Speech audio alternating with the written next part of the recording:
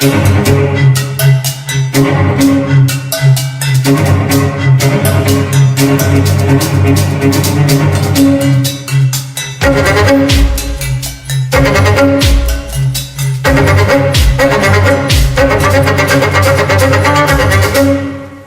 everyone. Welcome to the world's most neon-infused podcast. That's right. It's Uncanny Treks covers The Penguin and Nicholas Winding Refn's Too Old to Die Young, exclusively available on Amazon Prime. Dear God, that's a mouthful. I am Bob in Cascadia. That is Matt in the Southland. Matt, how are you doing tonight? Doing pretty well, Bob. Man, Penguin aired Thursday. It was great. Is it going to continue airing on Thursday, or is it going to be moved to Sunday? It's pretty annoying. So it's usually got to air on Sunday nights. Okay. And so no new episode this Sunday night, and then episode 2 next Sunday night, which means, dear listeners, that our coverage is going to be coming out the Saturday after. It airs on Sundays, and we record on Saturdays, so you got a whole week in between, so you're not going to get the latest coverage quickly. Will be a good refresher before the next episode.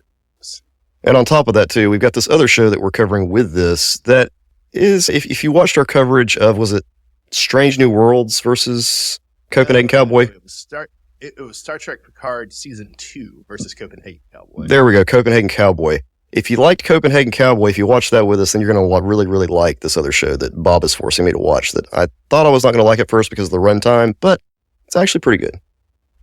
That's the two warnings about this show are the runtimes. This is Too Old to Die Young, not The Penguin. Although I do hope The Penguin gets its runtime under an hour in future episodes. Yeah, Penguin. Shave off some of that stuff. But Too Old to Die Young, my God. I remember the episodes were long, but I didn't remember 90 minutes. They're damn mini movies, Bob. On top of that, too, this is a very acquired taste. So if you didn't like Copenhagen Cowboy, we will understand if you don't like this show too, but we like to cover two shows just to give people another thing to watch. Exactly. And this, for whatever reason, when I saw the Penguin trailer way back when, and I saw Colin Farrell doing his James Gandolfini as the Penguin, I was, I want to watch that, which I know makes Matt's brother think I'm a psychopath. And I also was, well, this would be the natural place to put Too Old to Die Young. Because after we did Copenhagen Cowboy against Star Trek Picard Season 2, and spoilers, Copenhagen Cowboy was much better than Star Trek Picard Season 2. That's true. I really want to fit in Refn's other show, his earlier show from 2019 on Prime, which, man, it's annoying they don't have DVDs out of this 5 years later, so I couldn't just buy the DVDs instead of having to pay for Prime for like 5 months to do it. Yeah, let me go ahead and complain about Prime here. Prime with its ads needs to go away. I already pay a subscription fee for Prime. It's perfectly priced, what I pay. I can't believe I now have to go through ads on Prime. Matt, I see you, I hear you, you're valid, you're right. It is only like $1 or $2 more a month. So. Oh, is it? I don't want to have to go through that trouble, though. I don't have to go through the finding that, fixing it. I've been a loyal customer. They have plenty of money. I don't think they need more money. I know, I agree with you. You're totally right. And I would even say it's actually really annoying how they do it because they bill you twice. They bill you for the Prime and then they bill you for the $2 at different times of the month. Wow. So it's really annoying. Yeah. I don't care for it. But I watch a lot of Prime shows with one of my boys, and I left the ads on 1 week to torture him. And then I was, oh God, I'm hurting myself as much as I'm hurting him. Yeah, the ads are awful. I didn't realize how much I hated them until I started watching this. Oh God, and how many ads must they hit you with during the episodes? Let's get into the coverage here of the Penguin. Dear listeners, we're always going to do the Penguin first. So if you really, really don't want to hear what our man Nicholas Winding Refn was up to in 2019. You can stop listening. We'll let you know when to stop listening. Don't worry.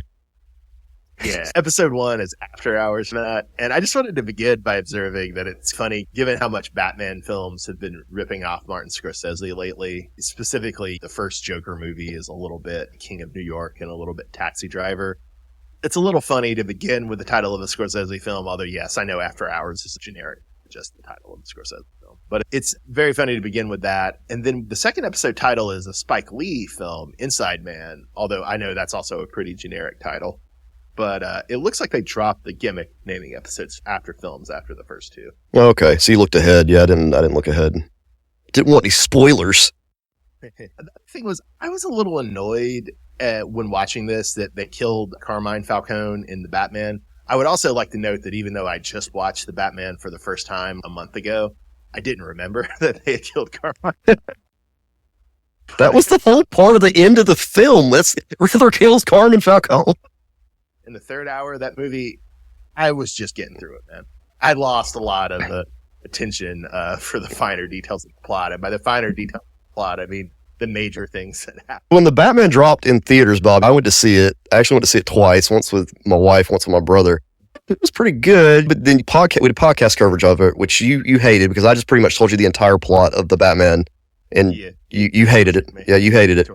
But then you decided to watch it before this. I'm just like, Bob, come on, what the hell? Well, look, in my defense, I never intended to see it when they said they were going to do a Penguin spinoff show. I was, oh, that's a stupid idea.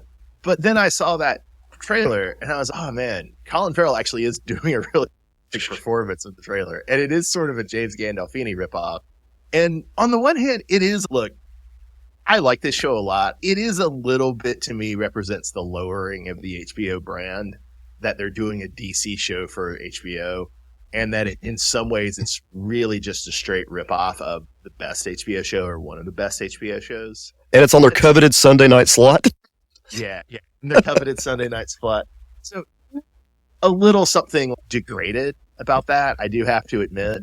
It leaves a bad taste in my mouth. But nonetheless, what Colin Farrell did in the preview, did in this is interesting, and I'm not sad to watch the rest of it. So what you're saying is, Bob, this isn't going to be part of the Criterion collection? No, it's not, because they don't release TV shows for the most part. There's a couple, but for the most part, well, okay. These TV shows. But yeah, so I was surprised. I was surprised to remember that Carmine Falcone was dead. And it also made me a little sad because I thought, oh, Colin Farrell versus John Turturro, who played Carmine Falcone, great actor, John Turturro, great mob actor. That would have been a really good face down, especially when we're opening with the Penguin versus Alberto Falcone. And Alberto is not his father, right? Right. Which the show makes very clear. I would also say Alberto was played by Michael Zegan. I didn't recognize him, but I looked him up, and another HBO show, which if you wanted to argue that HBO was already degraded because they were chasing The Sopranos, you could argue that Boardwalk Empire already degraded HBO in that way. But on Boardwalk Empire, this mob show, Zegan played Bugsy Siegel. He was pretty good in that role. And again, even though arguably Boardwalk Empire degrades HBO, it was a great mob show. I really enjoyed it. So not sad to see Bugsy Siegel back. They just keep dropping these mob shows, Bob, because they want to relight that fire the Sopranos had back in the day. Did you ever watch any of Boardwalk? I watched the first season of Boardwalk, yes. Okay, so my hard pitch to you is that I stopped watching the show after the first season. I didn't like it very much. That's what I did, yeah. The second season, it takes it the whole season, but it corrects my problem. Okay. The third and the fourth seasons are two of the best seasons ever on television. But there will be moments in seasons 2, 3, and 4 of Boardwalk Empire, if you ever watch them, where you want to quit the show and power through, and the end of the season always wraps it up perfect. Right. I think that was my problem going into it. Because during the first season, there were sometimes I did want to drop it, but I just kept on going because it was interesting. It could be a little bit of a drag. And then the sad thing is, I think season 5 is terrible. It drops focus on a lot of characters that I cared about, and basically a lot of what season 5 does is flashbacks that just reestablishes stuff we already knew from season 1. And so I really didn't care for season 5, but I think seasons 2, 3, and 4 are great television. All right, Bob, back to Penguin. Speaking of the Batman, the film, Matt, even though we said back to Penguin, did Penguin waddle in the Batman? That's another thing I just totally didn't register from. Okay. He did. It wasn't as, I don't think it was pronounced. But he did have the brace. You could see the brace in some scenes. In fairness to me, not just me, but one of my boys was also like, yeah, I didn't remember that he waddled. It's not as pronounced as what you would expect. But the whole idea that he has the club foot thing, that's there.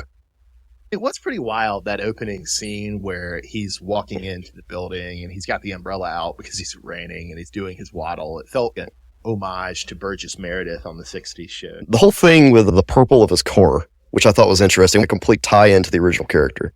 I called it the Penguin Mobile. Did you like this Penguin Mobile? That's a Lamborghini, and purple is definitely the throwback, but he also had a purple Maserati, and that's the one that he flips over. I remember it being a nice car, but I didn't remember it so flashy. It was dark too, so you couldn't tell it was purple at that time. It makes sense. It's a little bit of like, oh, we got to translate a comic book supervillain thing into something a real person might do. The overall question, though, and really this goes for the whole show, is when Colin Farrell's doing the Penguin, does he remind you more of Robert De Niro or does he remind you more of James Gandolfini? James Gandolfini, especially in the beginning of the episode, just when he's interacting with, what's the character's name, Vic? I get real James Gandolfini vibes. More Robert De Niro when he's interacting with the mob guys. In the trailer for this, like I said, James Gandolfini, but when I was watching him in the Batman, the movie, he reminded me more of De Niro. Way more De Niro in the movie. I was thinking about Vic in terms of Jason Todd, but there's also, people have watched The Sopranos, Tony has a nebulous nephew. It's not really his nephew, but he calls him his nephew, Christopher. Mm-hmm. Tony and Christopher's relationship is different than the Penguin and Vic's, but you could definitely see the similarity there. So he actually shows up later in the show, but I figured we'd talk about him since Alberto Falcone and the Penguin mentioned him, setting him up to show up later. Do you remember Sal Maroni from the comics? He's the guy who disfigures Harvey Dent, right? Turns him into Two-Face. Yeah, you're right. I was thinking he was the one who killed Robin's parents, but no, that's Boss Zuko.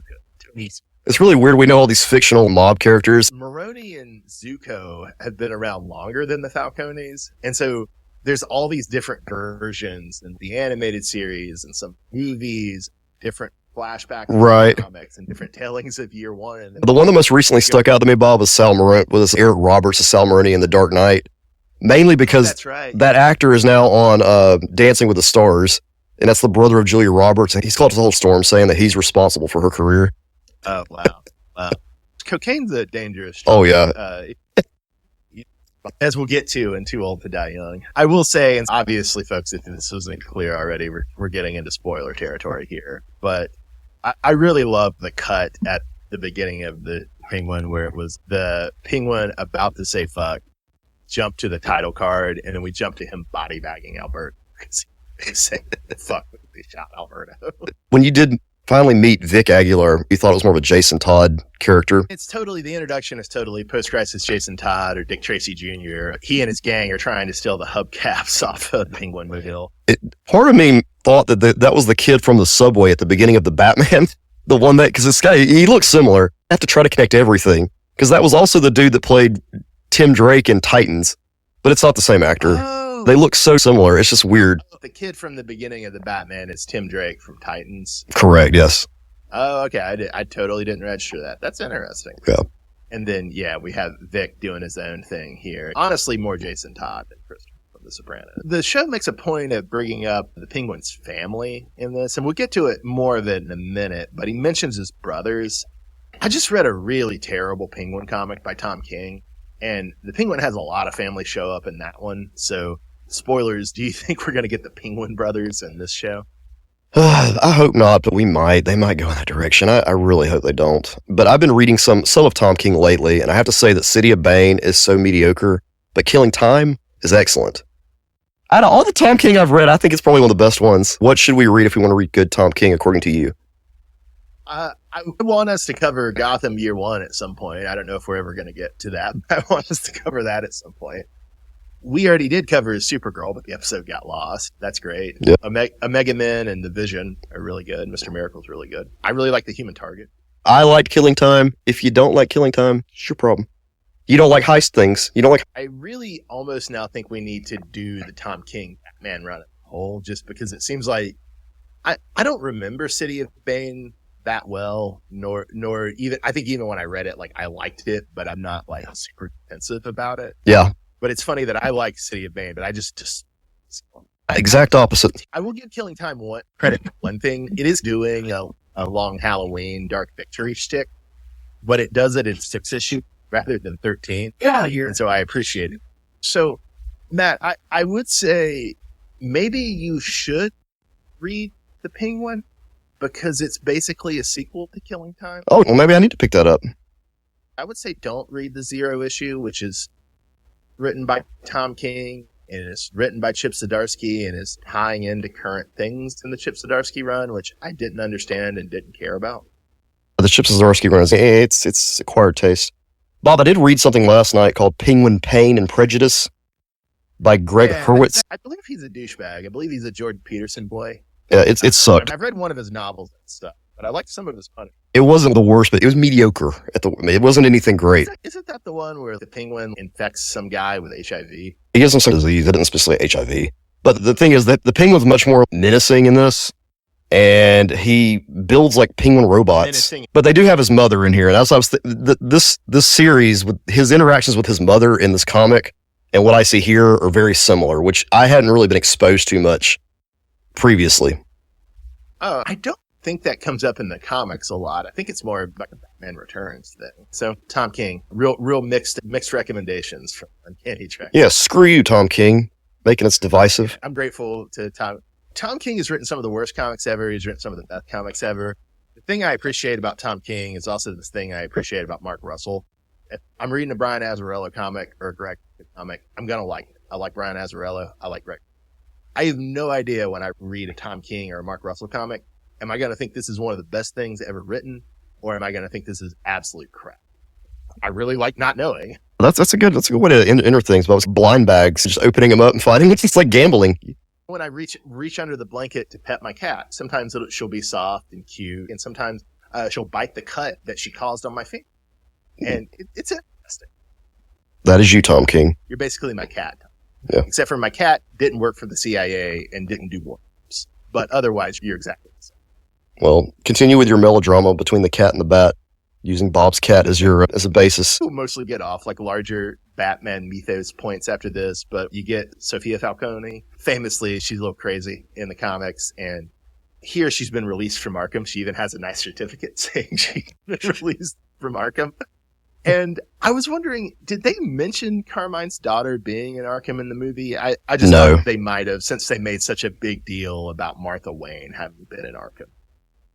No, they haven't mentioned anything about it. And in the comic books, though, we're introduced to her in The Long Halloween. It might be Dark Victory instead of Long. Definitely Alberto's in Long Halloween, but Sophia might not show up till Dark Victory. It's been a long. Okay. Right. Do you want to run down the supporting cast, Matt, since I've been talking? We've got Carmen Ejojo, plays Penguin's girlfriend, Eve. She was Purple Haze's wife in True Detective Season 3. We have Michael Kelly. He's playing Johnny Vitti. He played Kevin Spacey's fixer in House of Cards. We've got James Medeo. He plays Milos Grappa. He played a lost boy in Hook. Kristen Melody plays Sophia Falcone. She plays Patrick Wilson's wife in Fargo Season 2. And Bob, she also is the mother on How I Met Your Mother in the final season. Yeah, and then she stars in a spinoff too, right? I believe so, yes. See, I knew this, but I just wanted to go with something that was more meaningful. Deidre O'Connell plays Penguin's mom. She played a villain in the mediocre sci-fi western Outer Range. And then Clancy Brown plays Sal Maroney. He voices Lex Luthor. And then Clancy Brown also, he was the main antagonist in Dexter New Blood. I'll never get there. I stopped after season 4. You saved yourself a lot of pain and suffering. Good job. It's not often that I can quit shows cold turkey and just be like, nope, no more. But I did it with Dexter. And then New Blood was so forgettable that I thought Clancy Brown was in Justified. That I had to go look. I just kept associating him with some of the characters in Justified and didn't even think of Dexter New Blood until I Internet Movie Databased him. There's another little thing which is funny because you have Penguin and Vic hanging out in Penguin's apartment watching Gilda, specifically watching Rita Hayworth sing "Put the Blame on Mame" from Gilda. That's a great movie. I was actually thinking about making my friends watch that movie. I've got the DVD pulled out for my movie night, and it was man, nice to see that in the Penguin. So, did you like how her song inspired his plan? I did like that. Very clever. Yeah. One of the things I liked about the Batman was I thought it was a really cool version of Gotham City. Definitely a better version than we saw in the Zack Snyder, the Christopher Nolan film. Mostly, I think the city looks good here too. But man, there is a car chase with the Penguin Mobile, and it seems like the backgrounds in that car chase are largely CGI'd, and it just looks real bad. I was wondering if it stood out to you. That stuck out a little bit, and that's what they get for trying to do car chases and television shows. That, I mean, you can do them well, but unless you're putting a lot of money into, and you've already had a fantastic car chase in the film, a very memorable car chase that sticks with you, and it's the main thing people think about with the Penguin because they kept showing that, even in the trailers, they kept showing that image of his car upside down and Batman walking toward him, that whole creepy scene right then. I don't think they needed a car chase, period. They could have done something else.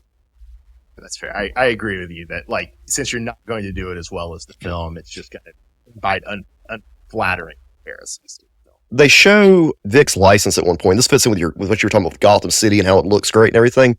It says that Gotham City is confirmed to be in the state of New Jersey. Are you okay with that? Yeah, I like that. Yeah, I think that's cool too.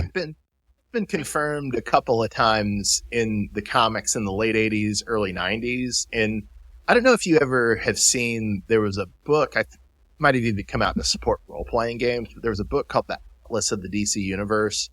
And I never had the book, but I don't know if it's still online, but somebody had put a lot of stuff from it online. And 15 years ago, I saw this online, and there's a map of where all the fictional cities in DC are in the States. And they put Gotham in New Jersey and Metropolis in Delaware. And I always liked both of those choices. Okay. Metropolis in Delaware. That's interesting. Makes sense. At one point, Penguin's butt naked and they're torturing him. And apparently he had a prosthetic penis that you don't see, but just in case the film caught it, they wanted to make sure there was one there. What do you think about that, Bob? Oh, interesting. When you put that in the notes, you didn't mention that you don't see it. And so it was, oh man, am I really such a or that I missed that dick? Colin Farrell showed that I missed it. No, but no, I didn't. I did not. In fact, miss it. Colin Farrell wanting to respect his privacy. I would respect it more if he did hang dong, especially since didn't he? I mean, granted, this was probably filmed before it, but didn't he just have a sex tape leak? don't keep up with it. I haven't seen it. I did think the torture scene was pretty well done. We have the gag here at the end that we get Vic staging Alberto's car running into the Falcone estate with Alberto's corpse in the trunk. And I have to say, when it first happened, I was like, really? It doesn't seem just competent enough to carry off something like that in a way to fool these mob bosses, right? So My thoughts exactly, yes.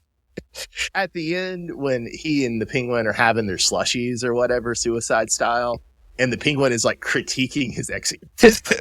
That really made me laugh and did a lot to be, I'll let Vic have this. Any thoughts on this being like so influenced by Long Halloween and Dark Victory? I mean, when we were running down the supporting cast, definitely Vidi, and I think Milos Grappa, and obviously definitely Sophia Falcone are all from Dark Victory. Sal Maroni, although it doesn't originate there, is from Dark Victory. I mean, it feels like I'm watching the Batmanless parts of those comics, which is good. Those were great comics for the most part. I like Long Halloween. I'm a little more mixed on them, but it is astonishing the influence they've had on this show, The Batman, and then more just Batman Begins more than the other two. No, definitely not Batman Begins. It's Jeff Loeb, correct? Jeff Loeb and Tim Sale, and then unfortunately Tim Sale died a couple of years ago, or maybe just a year ago. But they are putting out a final series to complete the trilogy this year. I think issue number 1 drops on Tuesday. It's called Last Halloween, and I think there's a little bit of art, maybe covers from Sale, but they're getting a lot of other people to actual issues. I'll have to read that. Dark Victory is okay. I really love Long Halloween. Dark Victory was the sequel. I didn't like it as much, but usually they tend to degrade as the sequels go on. Yeah, if anything though, it's interesting. I would agree with you that Dark Victory is worse than Long Halloween, but if I'm remembering right, it does a lot more. I just assumed they were putting out Last Halloween like they were putting out Dark Knight Returns 3 and You mean Master Race? Oh God, Dark Knight Strikes Again is so bad. Jesus, no, I'm not reading Dark Knight Strikes Again. Again, that's awful. Maybe I'll do a solo episode. Yeah. Halloween coming out actually turns out to be Synergy. Who'd have thought? There's going to be a lot more synergy going forward, which can be good and bad. Yeah, I think it's just going to be bad. Matt, what was your favorite shot of the pilot? So there's a shot toward the beginning where you see the Gotham skyline, and then the camera pans down to like a gritty metal bridge, and then below the bridge is like a really nasty alley that Penguin's in. You literally feel like you went underground to see the scene, because you see the nice skyline, and then you see this nasty train bridge, and then below it is Penguin with like trash and shit all over the street and the alley. Beautiful shot. It's funny because we were both criticizing the CGI in the car chase, but here I think we went with CGI tracking shots. Mine is the inverse. I like that shot at the end where it's the Penguin and Vic sitting on his car eating the slushies, and then it tracks up to show you the skyline again. Wow, we picked like the exact opposites. I didn't realize that. Who was your favorite? Sophia Falcone steals the show. It's a great character. Love it. That's fair. Glad she's in the show. Kristen Milioti's a very good actress, man. It's a good role for her. I enjoyed it. I'm going to flag Deirdre O'Connell as Penguin's mom. I think she does very well. I also just think it's really fascinating that if you watch The Sopranos, basically Penguin's relationship with his mother is the same as Tony's relationship to his mother, Livia. Uh-huh. There's just a difference that Tony's mother, Livia, is toxically negative, whereas Penguin's mom is toxically positive. So they just reverse the polarity. Right. Kind of. Do you remember in Goodfellas when like Joe Pesci goes back to visit his mom? Oh yeah, she's just like this oblivious old Catholic lady. I thought we were going to get that at first, but then we realized as the show goes on that no, she knows everything. If you go back the line of influence, Public Enemy and the Goodfellas are like the thing that they're doing Livia and the Sopranos in reaction to, and then they're doing this in reaction to all. Right.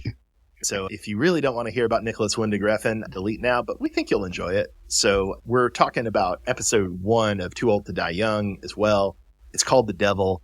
It and every other show or every other episode of the show Too Old to Die Young dropped on the 24th of June, 2019. Stop right there, Bob. Hold on, wait. Yes. All 12 hours and 45 minutes of this show. All 10 episodes, baby. Dropped on film one day. My God. Matt, what do you think I was doing on the 24th and 25th of June, 2019? You were watching every one of them. Jesus. I actually wasn't. I watched it a little later and more or less week to week with my boy. We already mentioned this, guys, but this episode was like an hour and a half long. These episodes are fairly long. I've only watched the first one. It's like a mini movie. If you saw Copenhagen Cowboy with us, you know that Refn has, I would say, an almost unique ability to move glacially slow and it still be riveting. That's the weird part, because you'll watch it and just be like, are we going somewhere? I can't take my eyes off this, but are we going somewhere? Are we going somewhere? And then you go somewhere and you're like, oh, that felt so good. Kind of like sex. So let me rephrase that. And it's the lead up to sex. It's a foreplay. I don't think we got a lot of 6-minute men amongst our listeners now. No. Let me start off by saying that the techno music immediately brought me back, because that is the same type of music that was used in Copenhagen Cowboy. It's that techno synth stuff that just like pops with you. His signature, I believe. Definitely of his late stuff, Drive and Only God Forgives and the Neon Demon, and all have that techno synth. So, Bob, I didn't know this, but this was actually co-created by Ed Brubaker. The sense I've gotten from interviews, and I haven't listened to them lately, and I don't want to misrepresent this, but I get the sense that Baker was not very satisfied by the experience. Oh, so he wrote it, but I think what he wrote is somewhat different from what Refn filmed, and maybe I'm misremembering this, but I if I'm remembering right from interviews with Brubaker, it sounds like Refn and one of his producers or usual screenwriters would add a lot of stuff, and it sounds like Refn films in a somewhat experimental way. If he just lets the camera sit, maybe lets the actors improvise a little. Brubaker did the script, but I've gotten the sense that he doesn't really feel it's his thing. Ed Brubaker is a comic book writer. He's most famous at Marvel for bringing back Bucky as the Winter Soldier. But he did some good detective comics, though. DC hasn't even collected. He wrote some good Catwoman. His Catwoman run is better remembered than his detective. He was at DC in the early 2000s and the late 90s, and then he was at Marvel from the mid 2000s to the early 2010s, and he's been independent since then. He's put out a lot of creator-owned comics, which I used to follow pretty religiously, and I now no longer do. And then most recently, though, he was head writer for Cape Crusader, the Batman show on Prime we just watched. All right, which we covered, which is really great. Check it out if you haven't watched it yet. The one other thing I want to apologize for, besides the runtimes, I do think Too Old to Die Young is a title. It's so cringe. It's impossible to say without laughing. So I would apologize for the title too. It is a disquieting way to open a show, though, by having a cop saying to his partner, "I think I'm going to have to kill her, man," and then have him immediately sexually threaten a woman drive. The goal is for me to immediately not like this cop. That's the whole point. And he's a creeper in the highest degree. And I thought the other cop was going to be neutral, but then we find out 12 minutes later when he finally speaks that he's in on it. And he joins in to try to get money from this girl's wallet or whatever. What percentage of cops do you think are like this in the real world, Bob? I would say roughly 90%. Grr, that's bad. I've always wondered that. It freaks me out sometimes. It really is a very interesting show about depicting men menacing women and about depicting police corruption. It does take 12 minutes before Miles Teller, playing Martin, our nominal protagonist, speaks.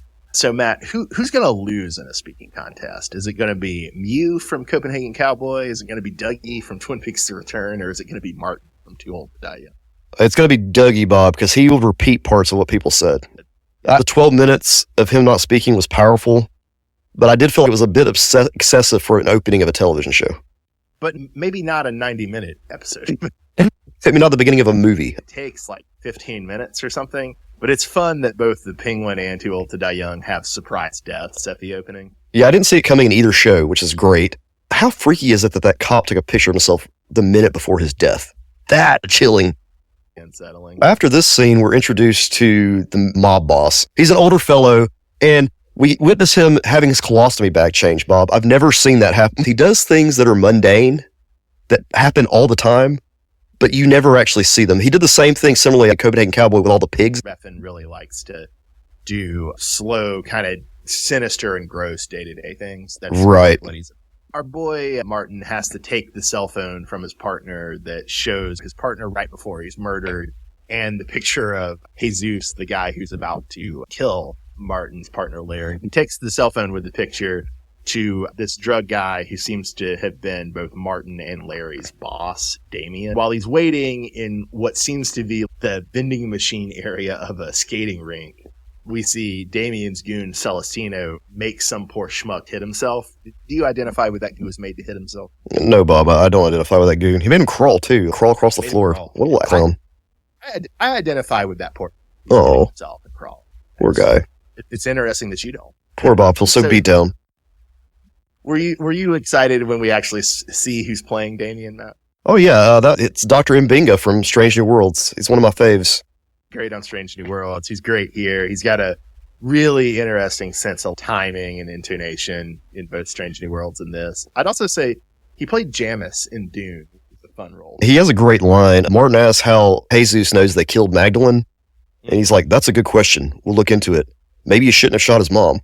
Which is interesting because Martin's denying. He said he's trying to blame it on Larry. Yeah. The audience nor Damien actually believe him. The woman that Larry was going to text that selfie to is a woman named Amanda. She's got a little bit of a habit, and she's trying to blackmail Martin into keeping quiet. She wants $10,000. Martin lowballs her to $2,000. And I really love the performance of the woman playing Amanda because she has this, call it like a junkie expression when Martin says $2,000. Right. And you know she's going to accept it. And it's a great. Because she knows she can buy some blow with it. That's all she wants. If our guy wasn't unsympathetic enough, hanging out with drug dealers, lowballing his dead partner's girlfriend, getting in on sexual extortion, we find out something even worse about Martin. We find out that he's sleeping with a 17-year-old Janie who goes to a high school. He picks her up at the high school.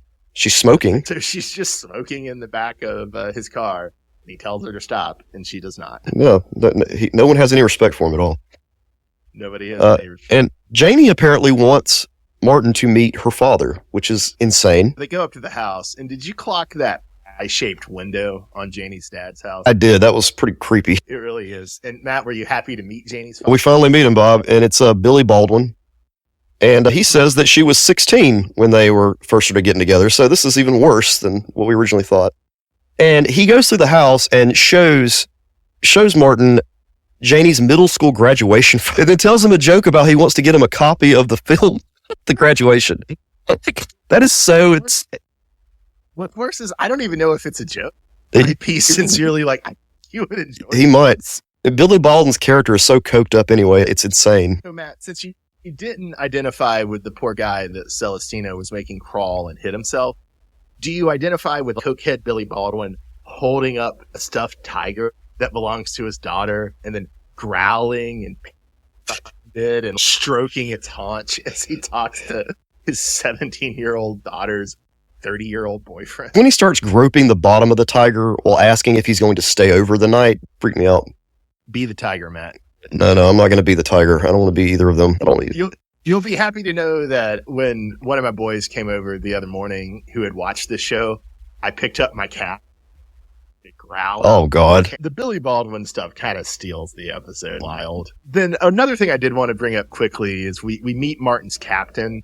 And she's this weird mix of vaguely maternal, but also pretty schmarmy. Your old Irish dad cop full of blarney. I like how she's completely oblivious to what's going on with Martin and gives him a promotion. But then I'm like, is she oblivious? My question here, Bob, is they eventually have a wake for Larry. Where does this wake take place? Did you see? Look, what is this restaurant there? Yeah, it seems to be some sort of Asian breakfast spot. It is very strange. Even the bathrooms in that place are creepy. Like, I love to do my police corruption in a brunch spot. The thing I wanted to close out on before our favorite moments was Damien has this line. He's captured Amanda. He's had her tortured to figure out that she dropped the dime to Jesus about Larry and Martin. And he has this line about he employs men, hate women, which was very haunting. And then we don't see it, but the subtext is that Martin probably kills him.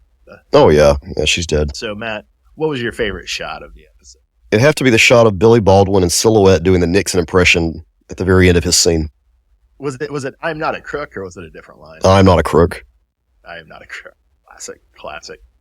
The one I liked was, and a lot of this show, I hope you like looking at Miles Teller, because a lot of this show is just you looking at Miles Teller. But it's sitting impassively before the window in the interrogation room after his partner's killed. Then the window looks out on the freeway, traffic behind him, and it's very beautiful, but also surreal. Bob, my favorite performance, though, like we've already said, it has to go to Billy Baldwin as Janie's dad. Best performance in this episode. What about you? I can't remember if Billy Baldwin comes back or not. He might not. But I'll give it to somebody else. I'll give it to Lance Gross. He plays Larry, the partner who gets killed in the opening. It's very menacing. It's a really, really good job there. R.I.P. to the character. We hope you enjoy our coverage of Penguin and Too Old to Die Young, everybody. It'll be probably 2 Saturdays before we're back with the next episode just because of recording schedules. Sorry about that, but stick with us. Thanks for listening to Uncanny Treks. Thank you for listening, guys.